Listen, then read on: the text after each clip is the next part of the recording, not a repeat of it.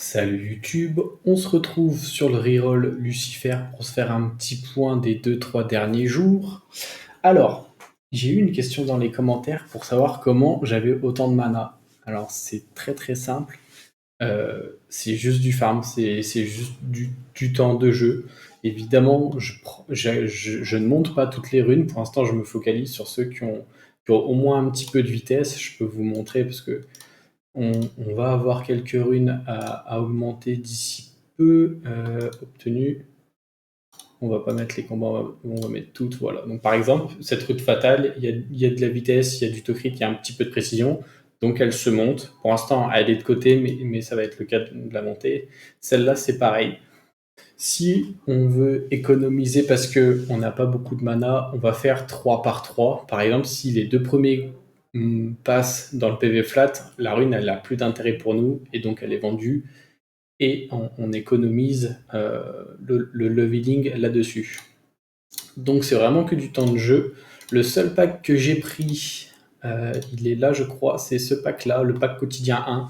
Ça augmente l'énergie max de 10, ce qui était vachement pratique, je me suis dit, pour quand je passais de niveau pour avoir 10 d'énergie en plus dans un refill. Maintenant, quand je refill avec mes cristaux, j'ai toujours 10 d'énergie en plus, donc ça fait un sacré... À la longue, ça fait beaucoup d'énergie. Il y avait un petit peu de cristaux pour permettre également de refill. Et vous voyez que il me semble que j'étais monté vers 8500 cristaux, maintenant j'en ai plus que 3000, parce que le farm va très vite, et du coup, vu que ça farm vite et que je refill, et ça baisse très très très vite. Donc voilà, donc le mana c'est juste du temps de jeu, c'est pas forcément d'être actif dessus, c'est juste de lancer des runs quand vous le pouvez. Je sais que moi maintenant je joue sur ordinateur parce que sur le téléphone la batterie elle tenait pas très longtemps et j'avais l'impression de détériorer l'appareil. Donc quand j'ai pu, je suis allé sur l'ordinateur. Il y a pas mal d'émulateurs qui existent. Maintenant il y a Steam aussi qui permet de jouer à Summoner's War. Donc il y a des alternatives. Vous vous connectez, vous lancez vos runs, vous allez faire autre chose, vous revenez 30, 40, 50 minutes plus tard, vous relancez. Sur un début de jeu, c'est suffisant si vous n'êtes pas en speed team. De toute façon, ça dépend un petit peu de comment vous voyez votre progression dans le jeu.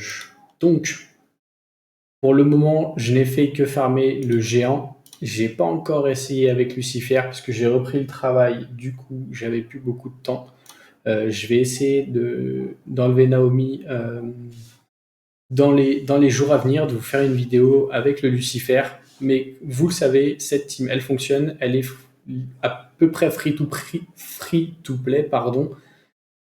Maintenant, ça va être plus compliqué parce qu'il me semble que l'événement a fini. Donc, si vous n'avez pas récupéré tes chars et que vous regardez la vidéo plus tard, ça risque d'être un petit peu plus compliqué de faire la même chose. Il doit y avoir des alternatives un petit peu moins safe, je pense. Par exemple, si vous tombez à un Lucian, malheureusement, son IA, elle n'est pas encore parfaite. Il ne fait pas son sort 3 quand il l'a, donc c'est compliqué de clear les waves. Ou une Julie, mais ça va demander des très grosses runes pour elle, donc ça va peut-être pas être aussi facile dans le futur. Donc, niveau du mana, on en a parlé. On va bientôt avoir le reset du TOS, si je dis pas de bêtises, voilà, 5 jours. Moi, je sais que le normal va aller très vite. La hard sera un petit peu plus compliquée parce que j'ai besoin de faire les choses en manuel pour que ça passe. Là, j'ai pas forcé. Je me suis dit que 3 Carcano, ça suffisait pour le moment. Peut-être que je pourrais aller passer le 8. Je pense pas pouvoir aller jusqu'au 10 et j'ai un peu la flemme, sans mentir. Il nous reste 8 jours de buff. Il serait temps que je reprenne un peu l'XP, surtout que j'ai récupéré pas mal d'Arsenmon 5 étoiles. Oui, ça, je voulais vous le montrer. Hop, c'était ici. J'avais pas lu, j'avais pas fait attention que c'était x5. Je croyais qu'on allait en gagner qu'un seul. Et donc, c'est très très huge parce que moi, j'ai pu mettre de côté de quoi monter un personnage 6 étoiles. Donc, c'est plutôt sympa. Ok. On va se faire un petit point sur les monstres que j'ai montés. Les monstres free-to-play.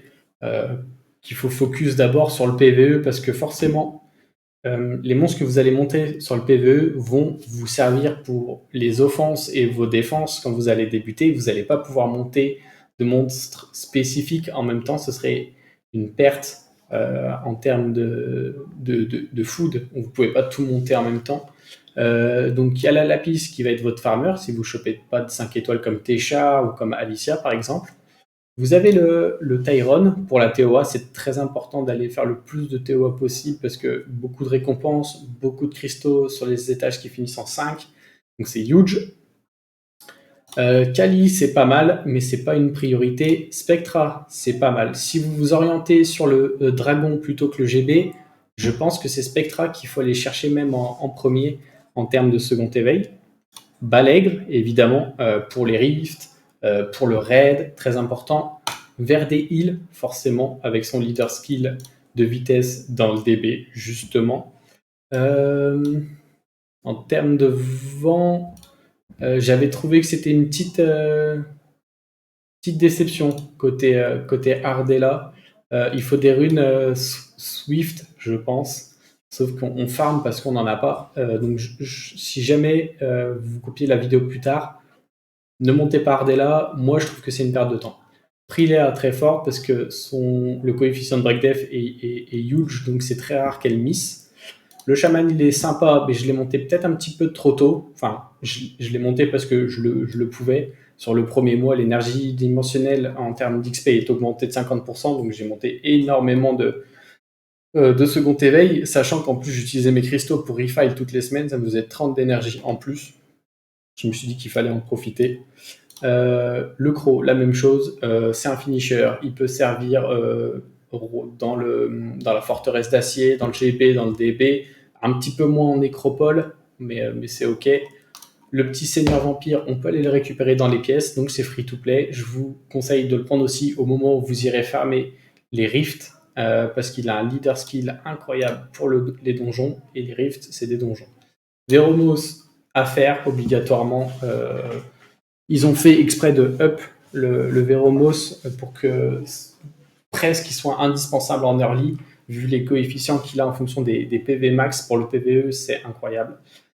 Ensuite, récemment, j'ai préparé les second éveils de Vigor, de Eshir et de Roi, parce que selon moi, en termes de PVP, ils font partie des meilleurs. Eshir et Vigor, ils ont un heal. En plus, ça booste la TB, ça booste l'anti-crit chez Vigor en plus. Le Roi, il a beaucoup de contrôle, il a du break def, ce qui en fait un monstre super intéressant. Ensuite, dans la même question de l'abonné, on me demandait qu'est-ce que je pouvais monter en team. Une fois que votre premier donjon abyssal hard est safe et que vous avez intégré une guilde, là vous pouvez réfléchir à monter des teams PVP. Donc par exemple un Galion qui à l'éveil gagne ce sort, qui va pouvoir break def 2 tours sur les ennemis et nous donner un buff attaque. Donc c'est incroyable. Donc évidemment, il y a des chances de louper, mais c'est quand même cool. Et en plus, il a un leader skill de vitesse en GVG, ce qui est également très cool. Ok. Ici, ça va être mon prochain second éveil. Je ne l'ai pas encore commencé. Parce que Lucia, elle peut endormir, c'est très intéressant. Elle peut geler avec l'auto-attaque. Elle a un heal, purification qui enlève les debuffs et qui soigne en plus. Et je crois que ça booste un petit peu la jauge après sur le second éveil. Donc il y a beaucoup de second éveil très intéressants. Je ne vais pas les passer en revue dans cette vidéo. Si vous souhaitez un petit guide sur les second éveils, écrivez-le moi en commentaire et je prendrai en compte vos avis. Ensuite, en termes de PvP, on a Raok qui est sympa parce qu'il a une coop avec très peu de délai. Kali qui est sympa, on la joue en PvE, mais c'est sympa en contenu de guild parce qu'elle est invincible pendant un tour, elle booste l'attaque et la vitesse d'attaque, ce qui permet de cycler un peu plus vite. Elle a un ignore def, donc ça peut être très fort par exemple contre des monstres qui scale défense et qu'on build défense, comme par exemple un Feng Yang, le pan d'avant qui est souvent en triple def. C'est possible d'aller le one-shot grâce à Kali. Donc évidemment, il faut faire attention à la team d'en face, parce que s'il y a un stripper qui va jouer après votre Kali, il y a des chances que votre team soit strip. Et du coup, vous perdez le buff attaque, le buff vitesse et sur Kali, l'invincibilité. D'accord. Donc, évidemment, il y a d'autres paramètres à prendre en compte, mais on aime bien Riley. Je crois que ça a été ma deuxième ou troisième fusion. Le mob est beaucoup trop fort, il n'y a même pas besoin de la skill up. Quand vous connaissez un petit peu le sort 3, il cleanse un des buffs qu'il y a, il vous met un buff attaque en plus de heal. Le sort 2, il vous met une immunité de 1 tour. Ah oui, pardon, ça c'était le sort 4. Donc ça c'était le sort 3, le sort 2, le sort 1. Donc ça, à l'auto, vous récupérez des points de vie. Donc c'est possible de la jouer avec un set revanche. Elle va contre-attaquer et elle va soigner la cible qui a le moins de PV, donc c'est assez sympa. Souvent ça se joue en violent, donc un violent revenge, c'est très cool. Et le sort 4, il met immunité et buff attaque et il heal quand elle a accumulé ses 3 totems. Elle prend un totem à son tour de jeu et quand elle reçoit des attaques. Voilà. Lorraine, Fran, vous les montez au début de jeu, elles sont très très fortes. On peut les mettre aussi couplées avec Verdé, ça fait une offense assez cool. Fran, un petit leader skill de vitesse, je vous l'accorde, mais c'est toujours ça de gagner. La Lorraine et le Verdé, en général, vous pouvez mettre Fran et Lorraine en violent. Moi, pour l'instant, elle est sur le runage de raid, donc je la joue comme ça. J'ai pas de nécessité de changer le runage tout le temps. Si je voulais faire les choses bien, je montrais une deuxième Lorraine, comme ça on n'est pas perdu et c'est cool. Donc beaucoup de heal avec Fran, beaucoup de cycling avec Verdé et Lorraine qui gère les ATB de la team en face, parce qu'elle pose slow et break def et c'est cool en plus de retirer de l'ATB. Donc maintenant on va en venir aux monstres que j'ai mis de côté pour le moment. Alors, tout ce qui est Suiki, Kaki, ces monstres-là, ils sont super intéressants. Parce que déjà, ils scalent pas en fonction du crit. Parce qu'ils ne peuvent pas crit. Ça veut dire que vous pouvez totalement ignorer une des stats des runes. Donc ça va être beaucoup plus facile à runer. Donc c'est très intéressant. C'est des DPS. Ok. Si vous voulez voir un petit peu leurs effets, je vous laisse aller voir dans la collection. C'est plutôt cool. On a Tetra. C'est un monstre support qui fait qui réduit d'un tour la durée des effets nocifs, effets d'année de tous les alliés. Ok, il me semblait qu'elle, si par exemple je prenais une bombe, elle repoussait la bombe en fait. Peut-être que j'avais mal compris, mais du coup c'est un très bon support. Elle peut cleanse et mettre un bouclier, c'est très sympa. Elle a un strip sur le sort 1 aussi. Je pense que bientôt on va avoir le retour des rois barbares. Ils ont eu une petite update. Je ne sais pas encore si ça les a rendus plus forts. Moi je sais que j'aime beaucoup le kit du roi barbare haut, du vent, du light, et je connais un petit peu moins le dark, mais je crois qu'il tabasse un petit peu. Et donc on peut voir qu'il y a un petit lead 33% PV GVG. Donc c'est destiné un petit peu au contenu de guild. Ici, on a Miang. Et là, qu'est-ce qu'on a? Encore un leader skill de guild. Et là, cette fois-ci, c'est 28% pour un monstre 4 étoiles, 28% dans un contenu. C'est énorme. Je suis pas sûr qu'on fasse mieux. Parce que là, c'est pour tout le monde. Le prochain, c'est Susano. À l'éveil, il va gagner un leader skill de 30% de vitesse pour les monstres hauts. Donc c'est un petit peu plus spécifique. On a Khan. C'est un second éveil également. On fait sort 2 into sort 3 parce que si on pose des debuffs, on va regagner suffisamment d'ATB pour rejouer en général. Donc c'est cool. Hop, le Carcano. Je reviens pas là-dessus. Encore un leader skill et le kit est très très fort. Rakuni, pareil, en violent, beaucoup de sustain. Faut pas hésiter à faire le sort 2 sur soi-même, comme ça on se met un buff vitesse, on rejoue plus vite et ça active une fois de plus le passif pour sustain la team. On a un Kumun, encore un lead speed. Plusieurs runages possibles. En général, on va faire du vitesse PVPV en début de jeu pour avoir un gros shield et pouvoir tanker les compos. Les jumelles, ça se joue un petit peu moins. Je pense que c'est un petit peu plus spécifique. La Maruna qui a du stun sur ses AOE, c'est sympa.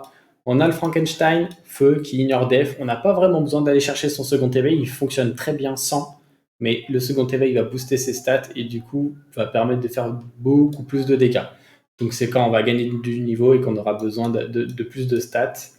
C'est un petit peu un peu pareil avec le Frankenstein O. Lui, il a vraiment besoin du second éveil, ça le booste incroyablement bien. Petit lead HP en guild. Avec son passif, on ne peut pas lui mettre de break def, en fait. Donc c'est très intéressant. On va lui mettre de la vitesse, du PV, de la def, plusieurs menaces possibles. On peut le mettre en violent, on peut le mettre en vampire. Si on n'a pas de sustain dans la team, comme ça il va s'auto-sustain, c'est plutôt pas mal. Voilà, voilà. Le robot vent, c'est très fort, ça strip, ça réduit KTB sur le sort 2, ensuite sur le sort 3, ça stun, si ça stun, ça va chercher un autre monstre, et si ça stun, on peut stun presque une team entière en GVG.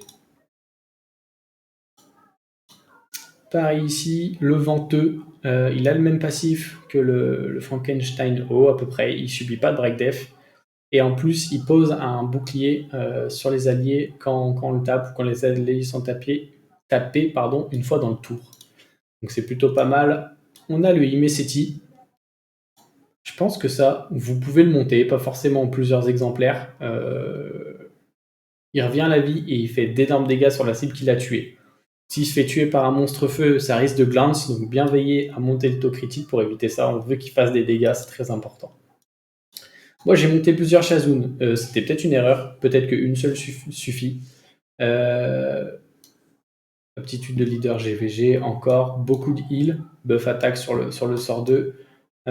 Sort 3 très intéressant. Par exemple, mon Skogul, il a pris mid-life, ma Shazun est full life. Avec ce sort, je vais remettre le Skogul full life. Et inversement, si ma Shazun avait pris mid-life et mon Skogul est full life, je fais ce sort sur le Skogul et ma Shazun revient à full life du coup. Je sais pas si c'est très, très bien expliqué, mais c'est pas mal. Bernard, qui a une bonne base speed, qui a un booster ATB. On le voit de moins en moins maintenant, mais peut-être qu'en début de jeu, c'est assez sympa. En plus, le second éveil lui donne des stats, on va pouvoir s'en servir pour taper, parce qu'on va vouloir lui mettre beaucoup de vitesse, et il va scale en fonction de la vitesse. Donc il va faire très mal, même si on lui met un build qui tank. Voilà, voilà. Là, on a notre second Ignore Def. Donc lui, comment dire, il y a quand même une condition. Il ne faut pas que l'ennemi en face ait plus qu'un certain montant de la propre def de cuivre. Sinon, on ne va pas ignorer. Mais ça reste très très fort. Par exemple, une Triana qui est souvent en build en def, un Ariel, un Eladriel. C'est très rare qu'on les build en def. Ils sont souvent build en HP. Et du coup, on va aller pouvoir les ignorer parce qu'il y a un énorme coef et du coup, on peut taper facilement du 50k très rapidement. Donc, j'ai pas donné de runage particulier, ça dépendra un peu de vos runes. Moi, je sais que j'aime beaucoup le rage, ça augmente les dégâts critiques parce que le but, c'est de venir crit sur les sorts 3 de cuivre et de bulldozer. Là, je pense qu'il n'y a pas beaucoup de choses à part le Ishir ici. On va avoir le Jultan, l'ami O en free-to-play. Quoique, je ne sais même pas s'ils sont free-to-play. Si vous avez ouvert des vélins, peut-être que vous avez eu la chance de les tomber. C'est des 3 costs, donc ça peut le faire. Et Shir, c'est très fort. Un gros contest outspeed. Ça se joue aussi en arène, en arène world également. Jultan, c'est bien plus sur le côté GVG, hein, parce qu'il y a un petit leader de GVG. Et il a un passif assez intéressant sur les monstres qui crit. Donc par exemple, on va le jouer en offense. On va essayer de le jouer contre une défense où il y a des monstres light, parce que du coup, les monstres light vont gagner un petit peu de chance de coup critique face aux monstres dark, et activer le passif de Jultan. Couplé à un petit peu de sustain, et ben les ennemis vont juste mourir sur Jultan. Voilà. Je pense que j'ai fait un petit peu le tour en termes d'offense. Hop, je vais vous montrer ce que du coup j'ai pu faire sur la fin. Parce qu'on est arrivé, ça y est, c'est la fin des gros événements des 10 ans. Pas sûr d'avoir assez de points, on va aller vérifier quand même. Ah, j'ai 191, donc on va grid encore un petit peu. Hop, on va reprendre 3 runes combat. Tac, hop, sur les 3, on aura une légendaire, cool. Et donc oui, hop, ça y est, c'est fini. On va attendre le prochain événement qui devrait arriver dans la semaine prochaine. Si je dis pas de bêtises, ça va être du craft de runes. J'ai vu la vidéo de Vidéo Killed, donc je le rejoins complètement sur ce qu'il a pu dire. Majoritairement en PvP, on va chercher le violent et le wheel, qui sont dans 2 donjons différents. Et les autres sets qui sont beaucoup utilisés, c'est rapide et despair. Rapide et despair, on les trouve les deux en géant. Donc globalement, il vaut mieux aller farmer le géant pour avoir du rapide et du despair dans le même. Et lors des events, aller chercher du violent ou du wheel pour nous compléter petit à petit. Évidemment, il y a quand même une partie de la vie du comte où il va aller falloir chercher ce dragon et cette nécropole, parce qu'il va quand même falloir farmer un petit peu. L'événement de rune ne revient pas tout le temps. Mais quand on arrive à un certain point du mid-game, late-game, on peut se dire qu'on va chercher à améliorer que nos sets Swift et d'Esper et que on complète nos runes violents et Will via les events. Voilà. Donc, j'ai mis de côté pour la vidéo quelques runes combat. Hop. Ah, et bah dommage, on commence pas très très bien. On veut de l'upgrade, donc peut-être qu'il va falloir être un petit peu plus critique. Donc on veut peut-être de la vitesse. Ah, dommage. J'aurais préféré finir par solo. De la vitesse. Moi, je parle un petit peu plus pour les DPS, parce que c'est ce qui me manque un petit peu. Les tanks, c'est un petit peu plus facile à gérer. Hop. Donc celle-là, par exemple, bah, elle est sympa, sauf que bah, j'ai pas de vitesse, j'ai pas de dégâts crit, j'ai pas d'attaque flat, donc bah, c'est juste, je vais juste la vendre. Celle-là, elle est flat. Celle-là, elle est très très belle. Vitesse to crit, dégâts crit, stat au max, incroyable. Je pense que c'est la plus belle rune combat qu'on a pu avoir au cours de l'event. Celle-là, on peut la mettre de côté, ça dépendra des procs. Très très bien ça. Si ça proc vitesse PV, on est plutôt pas mal. Ou def. Hein. Non, peut-être pas def quand même, faut pas abuser. Mais elle est ok. Alors celle-là, il n'y a pas de vitesse, mais on a une linéaire 13 ici. Et là, bah, il y aurait juste à gémer de la vitesse là où ça proc pas. Donc on aimerait bien que ça laisse la précision tranquille. On irait gémer ici. Donc on va garder, ça c'est pas beau. Ok, je vais peut-être pas tout le temps expliquer, comme ça on va aller vite et peut-être qu'on se tentera les runes légendaires au moins. Ok.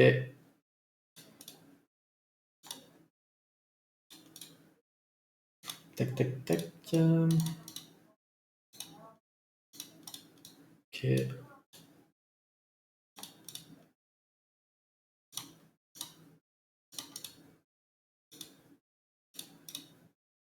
Bon, c'était ok.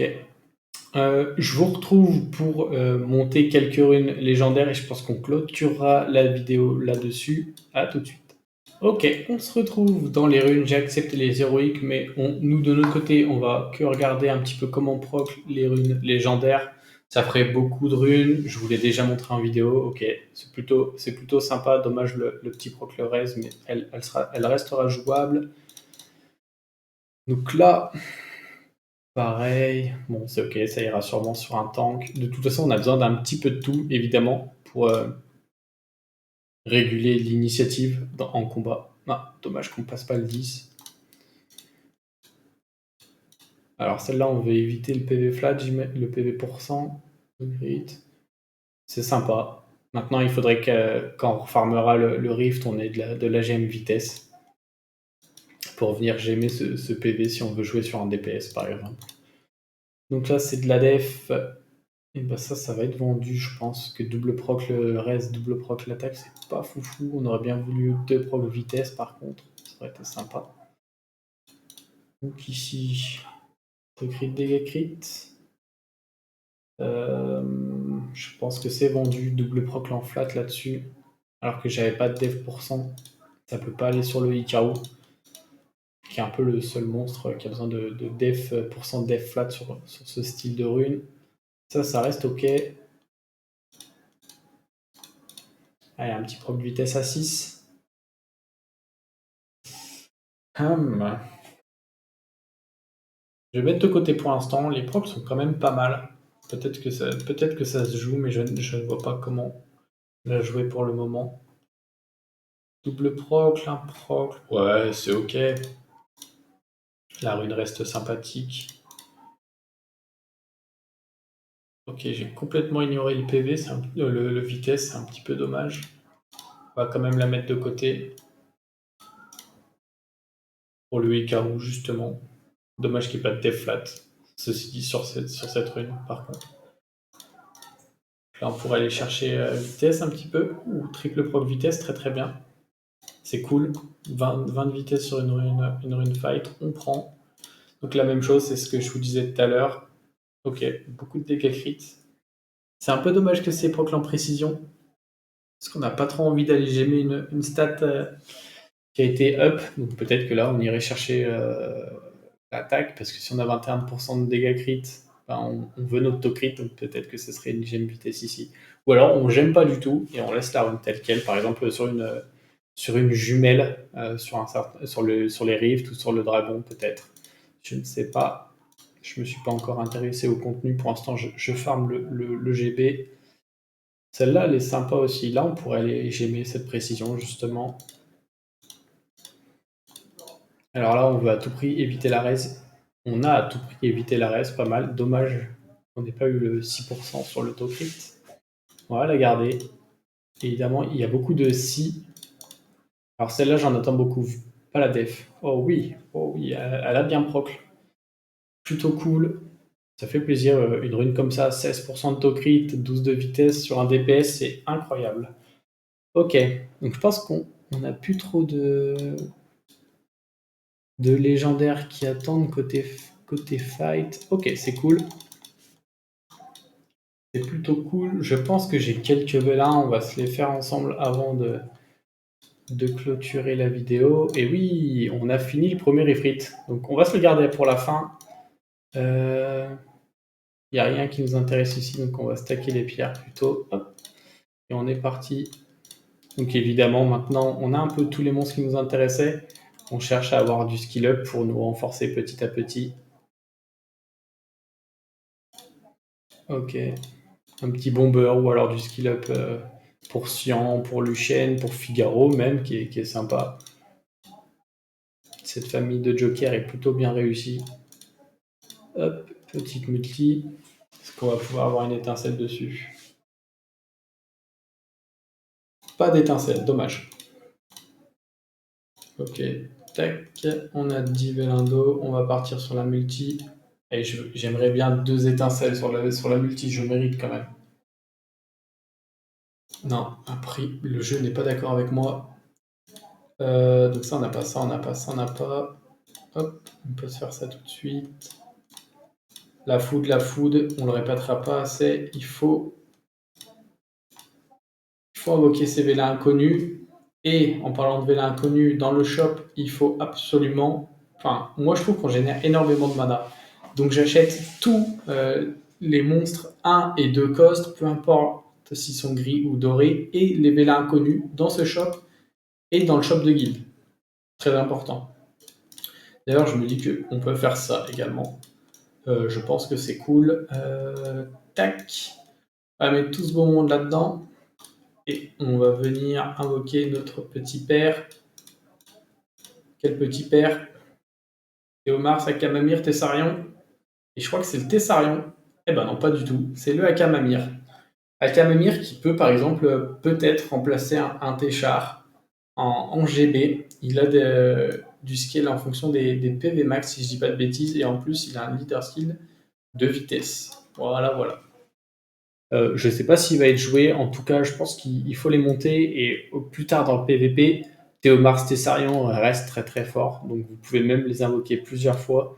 Euh, Ils vous serviront. Je commence à me tâter à en faire sur mon premier main, à refaire 2 Tessarion et 2 Théomars. Au cas où j'ai besoin, par exemple. Ils seront là. Donc, je